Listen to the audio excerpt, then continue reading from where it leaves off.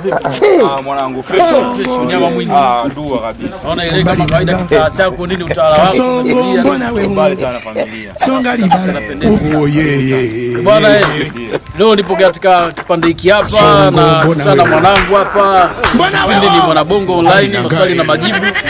Na swali letu lingine tunaenda kumuuliza ndugu yetu hapa, na wewe utachangia mchango wako chini hapo. Hata kucheka pia unaruhusiwa kwa sababu sometimes tuna maswali tofauti tofauti, kuna ya comedy, kuna kimaisha, kuna ya kiimani, kama hivyo. Bwana, swali langu nasema hivi. Kwa mfano, wewe unaishi mtaa mmoja na babako mzazi. Ndio.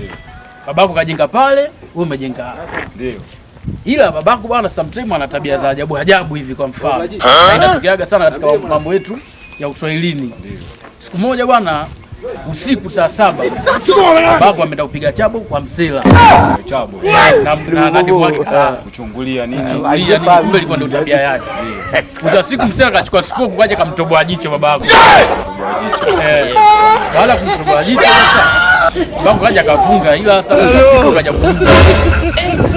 Baada kuja wewe kujua kwamba jirani yako ambaye saiba yako mtoboa jicho babako saa 7 kwa mchungulia wakati wanafanya kwao. Ndio. Wewe ukaja kujua wewe je, uswaiba na jirani yako utaendelea ama ndio itakuwa umeishi hapo? Kwanza cha kwanza ni kutambua kwamba tatizo limetokea wapi. Unaona? Kwamba ukishagundua kwamba tatizo limetokea kwenye kupiga chabo, uswaiba unaweza kaendelea. Maana chabo hizo huwezi kupinga namna hiyo. Mbavu sana wewe. Umbea, si ndio? Wanasema ubuyu si nini?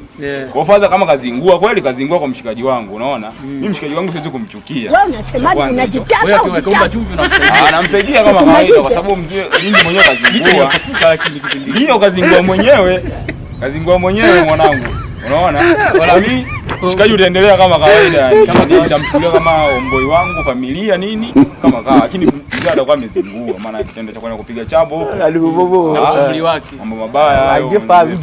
Na kuna haja ya kuitisha labda kikao kwa wanandugu kujadili hilo swala au litakuwa jambo la aibu? Hilo jambo la aibu kwanza. Ukiangalia kwenye taswira ya kawaida, kwenye maisha ya kawaida ya wanadamu, hilo ni jambo la aibu.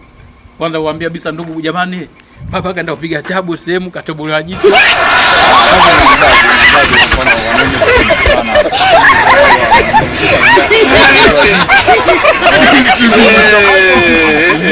Yani kwenye mindset ya kiingia yani kabisa. Yani akiingia. Alafu umejibu vizuri sana. Familia nakubali. Bwana jamaa katilika vizuri sana. Bwana anaitwa nani mwanangu? Hata kujua watazamaji. Mimi ndio nimefahamu. Bwana kama umemsikia jina lake Triple M. Anapatikana Kitaiki hapa hivi. Kulia boy. Kabisa. Kulia boy. Pamoja sana ndugu zangu.